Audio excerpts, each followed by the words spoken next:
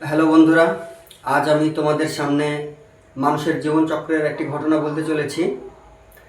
পৃথিবীতে মানব জনসংখ্যার আবির্ভাব প্রায় 3 লক্ষ বছর আগে হয়ে গিয়েছিল। তো সেই সময় মানুষ কি খেতে হয় কি খেতে হয় না, তাদের পোশাক আশাক পরিধান এইসব তারা কিছুই জানতো না। সেই সময় কোনো জাত পাত না কোনো ধর্ম কিছুই ছিল না সেই সময়। তারপর ধীরে ধীরে মানুষ সব কিছু বুঝতে শিখলো। তারা কি খেতে হয় কি খেতে হয় না এসব শিখলো। তারা পোশাক আশাক পরিধান করা শিখলো। মানুষ তখন ধর্ম নিয়ে লড়াই করতো না। যদি ধর্ম নিয়ে মানুষ তখন লড়াই করতো, তো আমরা বা আপনারা কেউই এই পৃথিবীর মুখ দেখতে পেতাম না।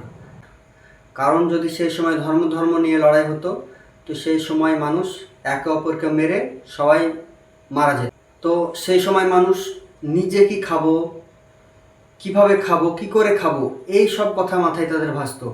কি করে আমরা এগোবো, মানে কি হতো তখন যে মানুষ নিজেদের চাহিদা মেটানোর জন্য মানুষ লড়াই করত।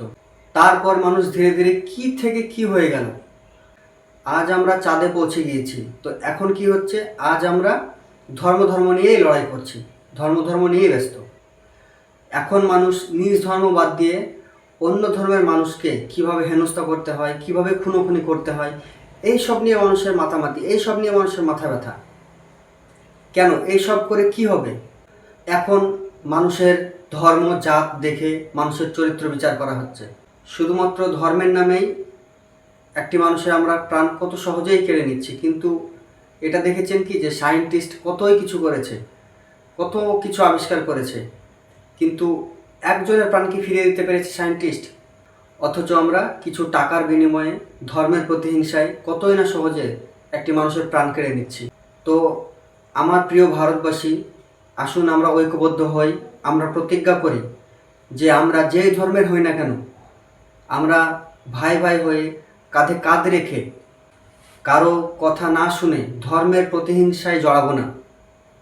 আমরা যে ধর্মের হই না কেন, আমরা ধর্ম ভুলে গিয়ে আমরা ভাই ভাই থেকে একটি নতুন পথ চলা শুরু করব। ধন্যবাদ।